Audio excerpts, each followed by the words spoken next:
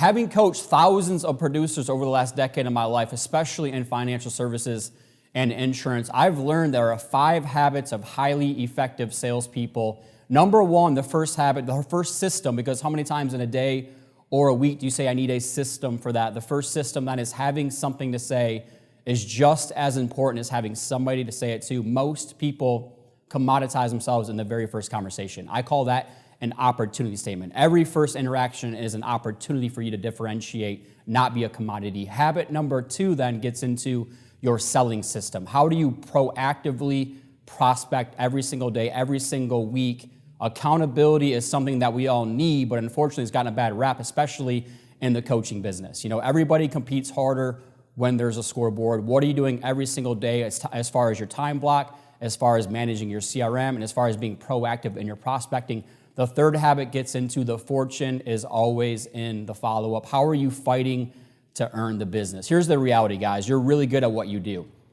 And so if you're really good at what you do and there are people out there who are not as good as what you do, it's your duty, your obligation as a sales professional to fight to earn the business. Those are the big 3 sales habits. And then we get into the 4th habit, which is what we're going to deep dive into today, which is your unique customer experience. How are you onboarding all of your new clients? And if you do this properly, there are 3 rewards you should get from every one transformational experience. And that's what we're going to go through with you today. The 5th habit is, I believe, status sells. People use the first person they talk to in business 67% of the time. So once we understand that, that's marketing 101 when it comes to your personal brand and going out there and getting more attention. I want to give you permission to go get more attention when it comes to your business and when it comes to your personal brand. So let's jump right in. I know you guys have some of these different screens, so I'm going to jump right in. The 5 things that we're going to cover today when it comes to your unique customer experience. Part number 1, what does it actually mean to be in the referral business? I know a lot of people give that lip service. I'm in the referral business. I'm in the relationship business. But then we can't really define what that is. Part number 2 gets into what is your free prize?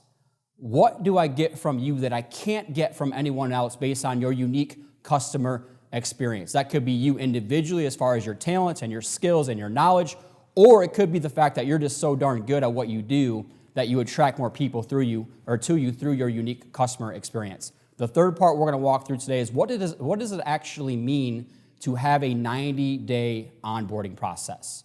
How can you quickly take a new client, convert them to a promoter, and eventually into an advocate that feeds you additional business? Because that's when business becomes fun.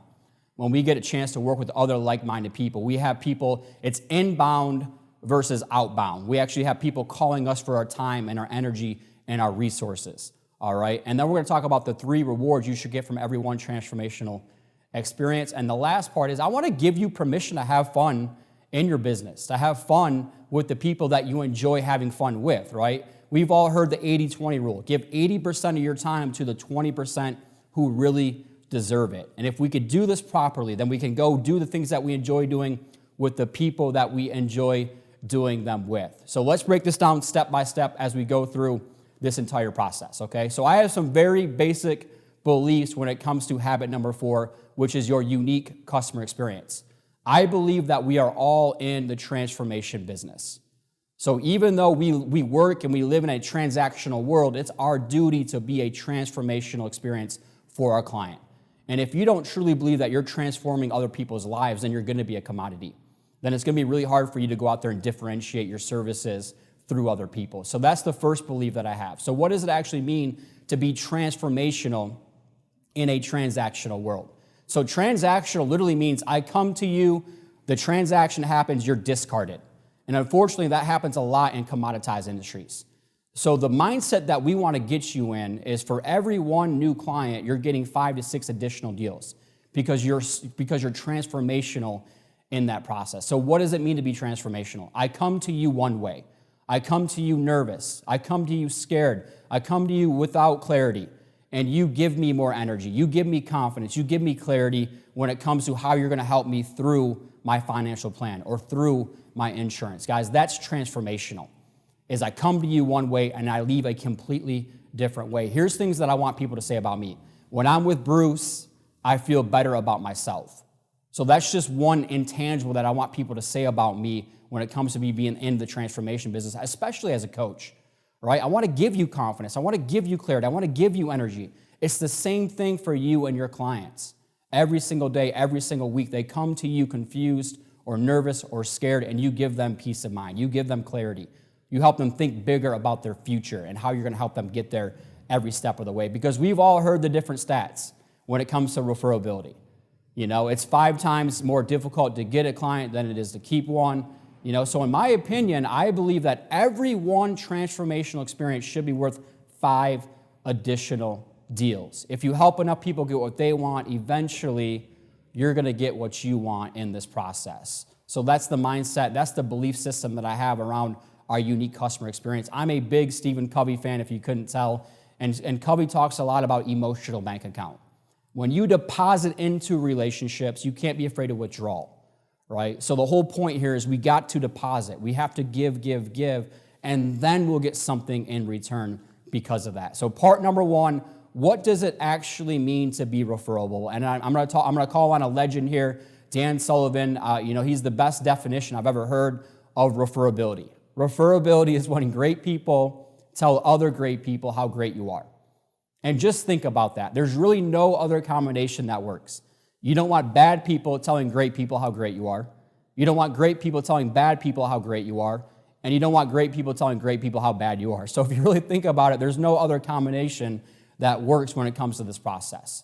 So there's all kinds of stats. And again, like when it comes to stats, the only reason I show these is because it gets you thinking a little bit bigger about your business. It's 5 times more difficult to get a client than it is to keep one. It's 6 times more expensive to acquire new clients. For those that actually seek out and ask for more business, they out-earn those that don't by 5 times. So that's a lot of stats for you when it comes to that, but it just kind of touches on the value of referability. And the value, if we can take care of our clients, and we actually are in the referral business and the relationship business, then we can't be afraid to ask for more in return. And I'm going to talk about that a little bit more when it comes to the rewards that you should be getting from your unique customer experience. So this, part number 2, is probably my favorite concept in all the different things that I coach on. Because, having a PhD in human performance, having gone through as much schooling as you could possibly go through, this stuff isn't taught in school, which is how to find, package, and sell your special. What do I get from you that I can't get from anyone else? That's the mindset for me as a consumer. So when there's 1,000 other insurance agents or there's 1,000 other financial advisors out there that I could choose from, why am I picking you over all these other folks? And if you can't articulate that to them, it's not their job to figure it out. And so this is a big challenge that I see a lot of people working in commoditized spaces, is they don't truly understand what that free prize is. And I tell my story, growing up, small town Michigan, I grew up poor in a trailer. My dad was an alcoholic, quite honestly, most of my life. My mom was working multiple jobs. And so my release was always sports. So I would study these athletes, VHS, record them, and mimic their activities, like Greg Maddux throwing a baseball. And I would do it in our living room trailer, and then I would go outside once I mastered it. The reason I tell you that story is because early on, I was cultivating unique abilities. Number 1 is how to be resourceful, how to solve my own problems and figure things out. Number 2 is how to study successful people, internalize it, and then go do it. Well, fast forward every step of my way of my life, my journey. At 25, I start writing a book called Nexpert, where you're the next expert, right? And what that really meant for me was, how do I move in the opposite direction of the negative pole? There were so many negative things being said about millennials. For me, we're lazy, we're entitled, we're this, we're that. And I was like, man, those are not endearing things that I want to be called. So how do I move in the opposite direction? So I wrote a book at 24 called Nexpert, where I'm the next expert, and I just spend time with talented people, and I interviewed them, and I learned from them. Well, if we fast forward, now at 29, I get a PhD in human performance, which is really just behavioral sciences and studying other people. And the reason I tell you this is it took me a long time to figure out that free prize for me. But it goes all the way back to when I was 7, 8 years old and VHS recording these athletes. And I always wanted to play up in life. Guys, it's so empowering now when I know what that is. And I can give it away to other people. And I can help other people figure out what that free prize is. So this free prize concept is a big part of your unique customer experience. Maybe you're just really good at teaching other people and breaking down complicated things. Because when I've sat down with a lot of financial advisors, I leave more confused typically than when I sat down. So for a lot of people, it's like, man, I'm so good at being able to break down this, this, and this, and synthesizing information and being a true educator for other people. That might be your free prize. But your free prize has to be married to some type of story, in my opinion, right? Don't suppress the past, celebrate it. That's what makes you who you are. So I would talk about your individual free prize, and I talk about your actual company or your service free prize, all right? Because once we can figure out what this is, we sell with conviction. And then from there, it's a question of this. Did you truly deliver on that unique customer experience? Because in sales, on the front end, we're basically trying to influence. And we're trying to tell people, we can help you do this, this, and this. So the question becomes, did you actually deliver on that free prize? Work through, what is your free prize? What are your intangibles? And think of intangibles like this. When I'm with you, how do I feel? To me, those are intangibles. When I'm with you, I feel better about me. When I'm with you, you make me think bigger. When I'm with you, you empower me to do bigger activities. So it's the same thing for you when it comes to your business, is how do you take complicated things and make them simple, right? Because when people are confused, they get frustrated. So if you can help take the confusion out of this unique customer experience, because there's so many different products and services and this and that you're walking folks through on the very front end. So it can be a very complicating process. So understanding what your free prize is a huge part of this unique customer experience as far as your new client onboarding. And then that's where we get into part number 3, which is your 90-day onboarding system. When I first launched my own business, what I realized, most of us in sales are windshield shoppers. So we put somebody, let's say we get somebody into our services, we get them signed up, and now we're already on to the next deal, versus really going deeper with that person. And so that's the mindset for us in this 90-day onboarding process. So think of onboarding as they're on fire for you. They're on fire for your services. And I got told a long time ago by one of my coaches, work every day like you're showing off. Work every day like you're showing off because you are really good at what you do. And now that energy and that confidence goes through to them. And now they feel comfortable with you because they know they're in the hands of an expert. We've all heard people do business with those they know, like, and trust. There's a fourth element called respect. When they respect you, when they know you've been battle tested, when they know that you have the best interest out for them, then they're going to be on fire for your services. So again, this goes back into being transformational in a transactional world. All right. So I built a system on how do you onboard new clients. You've probably heard of the 5 love languages, Gary Chapman. Okay. We all have different love languages when it comes to significant others. So I borrow from that concept and I say, if we can onboard people in a 90-day process and we touch each one of these 5 love languages, then we should be able to convert a new client into a promoter, into an advocate that feeds us additional deals, that says good things about us in the market, that gives us more deals in this process, all right? So here's my mindset. When it comes to new client onboarding, I'm interviewing them as much as they're interviewing me. And what I mean by that is I'm trying to figure out, am I transforming their thoughts? Am I transforming their energy, right? And if I can do that, then now they want to work with me. Now they're going to say good things about me. But I'm not naive to think some people are just very transactional by nature. But I coach people and I say, it doesn't mean that you should not be transformational in that process. You should try to be transformational with every single new client. It's not on them if they don't feel like they're transformed in that process. So that's the mindset.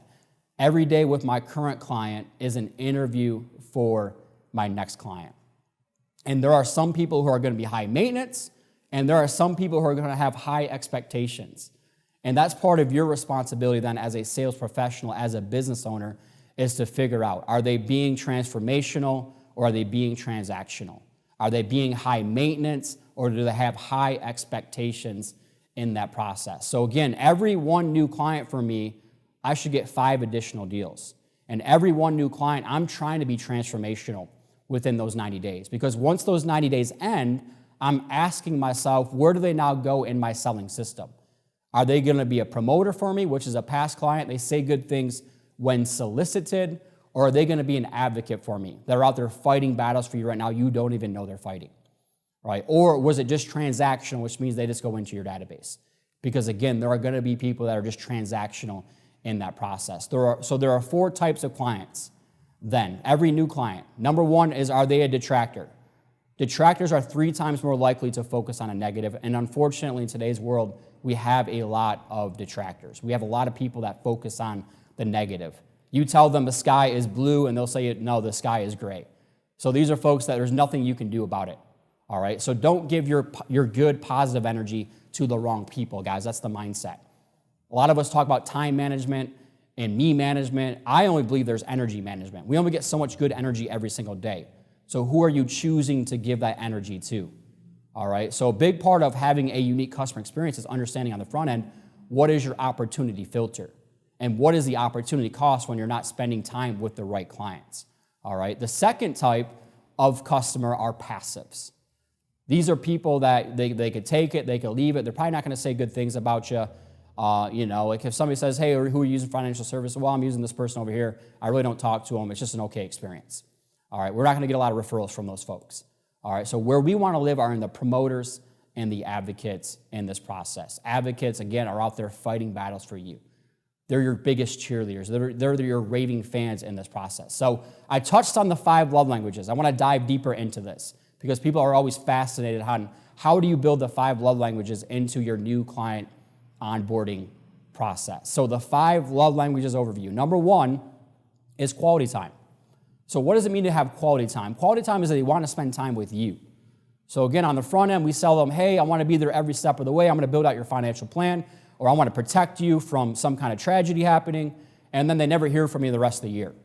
All right, so quality time to me is you invite them over to your back patio. Maybe you're hosting some kind of event at your house. Maybe you're going to host a happy hour. Invite them to spend time, some quality time with you. That leads to a collective passion. When it comes to the second love language, then it gets into the acts of service. Acts of service, in my opinion, is what leads to a vested partnership. And what I mean by that is when they go do something they enjoy, you go support them. So maybe they're a community influencer. Maybe they're involved in the church. Maybe they're involved in the community. Whatever it might be, you go support the causes that are valuable to them. It could be their kids. It could be the fact that they enjoy, they love their family, and their kids are playing a t-ball game, and one time over those 90 days, you go support their son or their daughter playing some kind of sport. So just think of it that way. Acts of service just shows that you care. It wasn't just transactional by nature, all right? The third love language gets into a gift. And I know people give gifts, Starbucks, $5 this, or a card, or whatever it might be, but I want you to go a little bit deeper into that process within compliance. Obviously, I know every state and every industry is a little bit different, so what can you do that's above and beyond a gift, that's just above a card that shows that you really care? I think of this as like a +1 concept. So in addition to, this is a gift that you're giving them, all right? Words of affirmation would be gratitudes and affirmation. So gratitude, you just at some point, you randomly call them in the 90 days and say, I love you, I appreciate you, I can't do without you. Thank you for trusting in me and my services to help you go to that next level in your life. So words of affirmation could just be a text. It could be a meme. It could be a lot of different things, but you just do some kind of words of affirmation that shows why you care within those first 90 days. And I saved the last one. The last one is the physical touch. So people always ask me, what is the physical touch? I can't go around touching my clients, okay? So I get that. So the physical touch would be when you're with somebody, be with them, right? Don't have your phone out. There's all kinds of stats out there that say the engagement rate when you have your phone, even in your hand or sitting out, drops by 60%. So if you're going to meet with somebody and you're going to go support them in some kind of cause, it's kind of pointless if you have your phone out the whole time checking texts while they're trying to have a conversation with you. So put your phone in your pocket and look at them, engage with them, right? Make good eye contact, touch them on the shoulder, whatever it might be. So there's ways that you can do physical touch. 93% of communication is nonverbal. So think of it that way when you're engaging with people. So guys, I just build these out. I build out these 5 love languages throughout a 90-day process. And a lot of people are like, that's a lot of work. It is a lot of work. But what are we trying to do? We're trying to transform their thoughts. We're trying to transform really their lives. And so if these are going to be lifelong partnerships, the first 90 days, the first impression is vital to that experience. It takes 21 positive interactions to overcome one negative first impression. We have to be on at all times in today's world. So I would ask you as an exercise is to build out your 90-day process, to build out your 5 love languages in the first 90 days. All right, so that could be the first 30 days, you're going to do X, Y, Z. In the first 30 to 60 days, you're going to do this, this, and this. And then in days 61 through 90, you're going to do this, this, and this. All right, to show them it wasn't transactional.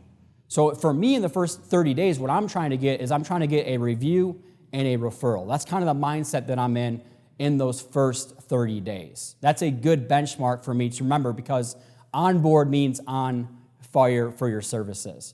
All right, so I gave some different examples here of things that I do.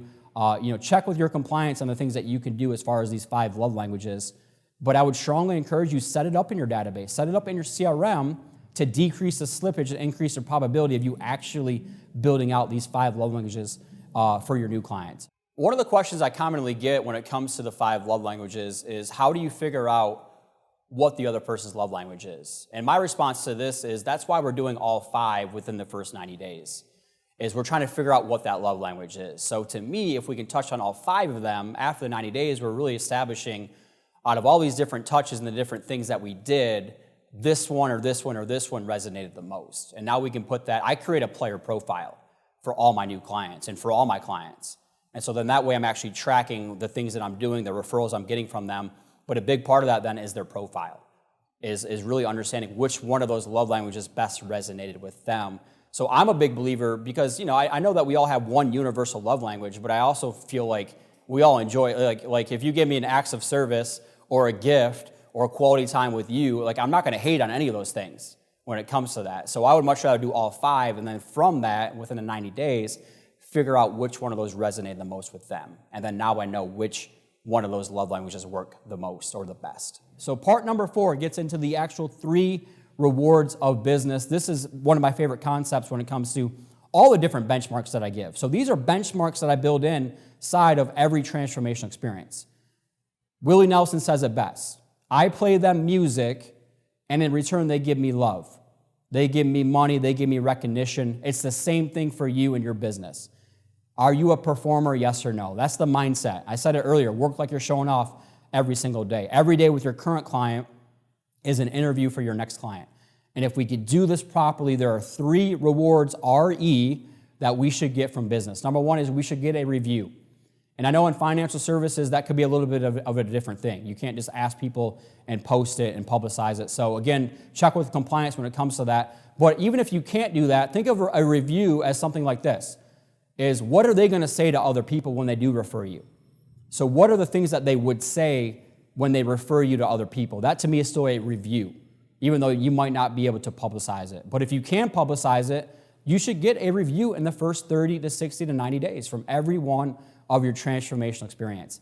And then I should get a referral. We can't be afraid to ask for the referrals. If you truly believe that you can change their life and that you're going to change their lives, and you believe in the law of attraction like I do, they're probably hanging out with other people just like them. And so that's the mindset there, is I want to help you and I want to help all your friends. And so we can't be afraid to ask for the referrals in the first 90 days. I want to replace you with somebody else. That's the mindset that I'm in. And I'll actually tell my clients that on the front end. Once we get you going and onboarded, I want to replace you with somebody else just like you. And it doesn't feel cheesy or salesy. We often get what we want in life by simply asking for it. And then the third part of the RE is repeat business, right? Is they keep coming back to us. They keep coming back to us. Or maybe we find more money for them. So that's the mindset. So again, I'm big into benchmarks. I'm big into systems. And so you can build this out inside of your database, inside of your CRM. Every one new client, are we getting these 3 things from them and actually tracking it? All right, so again, emotional bank account, when you deposit into relationships and you constantly give, you can't be afraid to ask for something in return. That's the mindset for us. And I want to wrap up with this.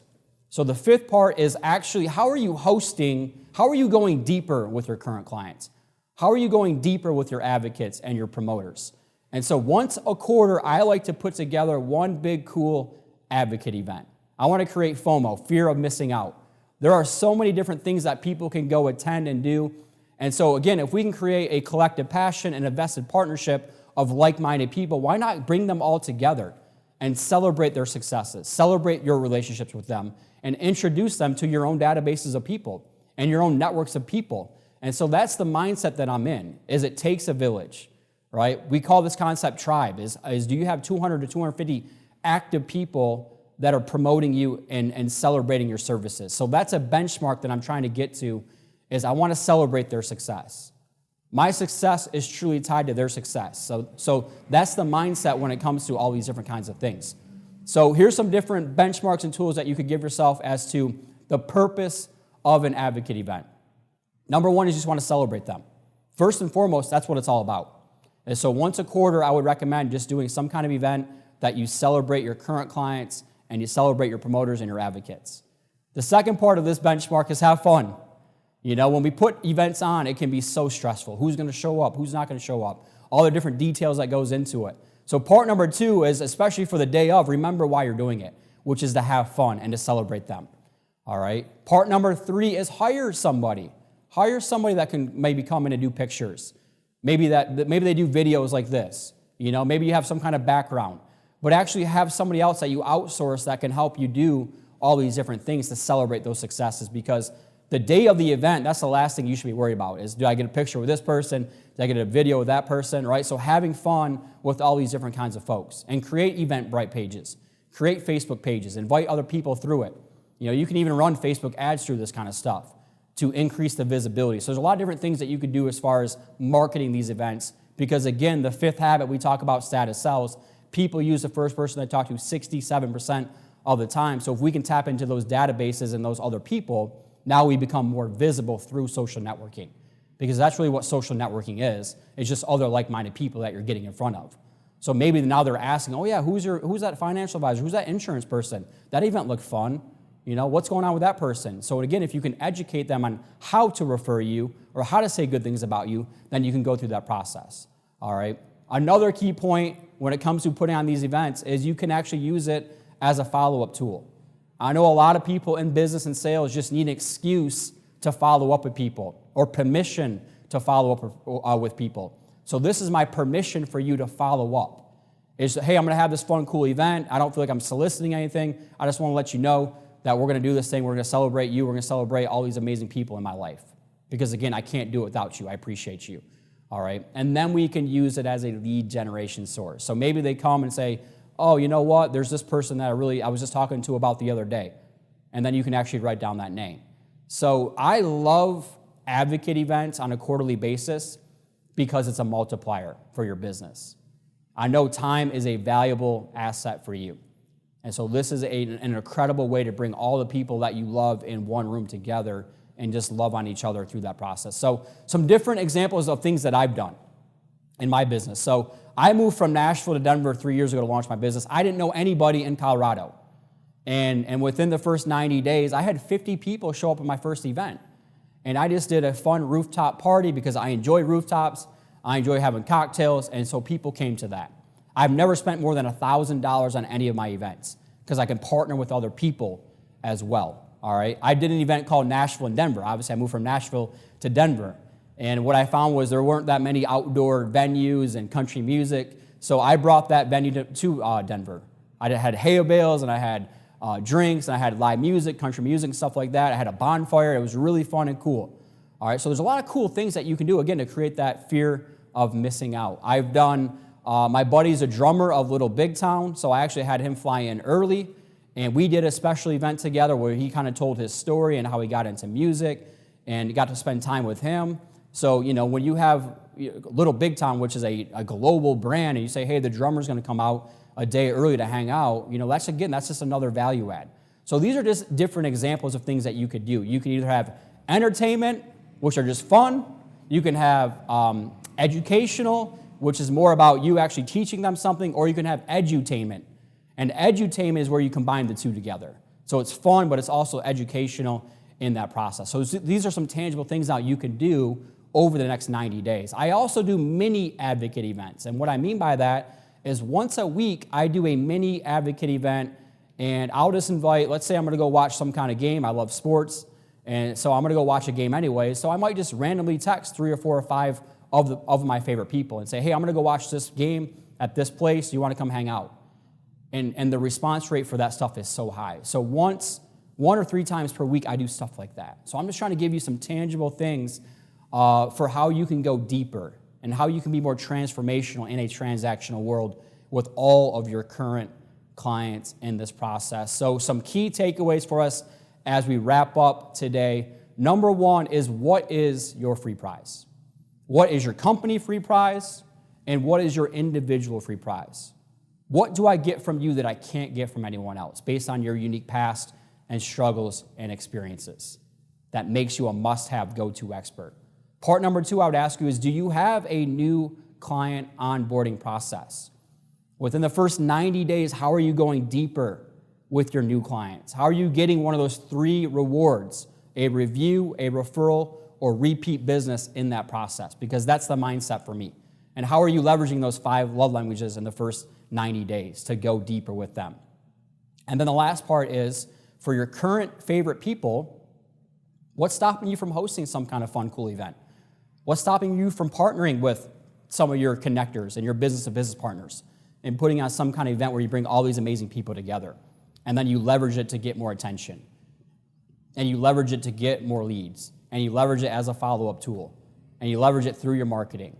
So I hope these 5 love languages, these new client onboarding processes, help you think a little bit differently. Because again, Sullivan's definition of referability is when great people tell other great people how great you are. And I'm so grateful of the different folks that put me on MDRT Academy and get me in front of all the different folks out there, because I wouldn't be where I am without the amazing advocates that I have in my life. So guys, it's the same thing for you and your business. How can you go deeper with your 200, 250 active people in your database? Because we are in the transformation business, not the transaction business.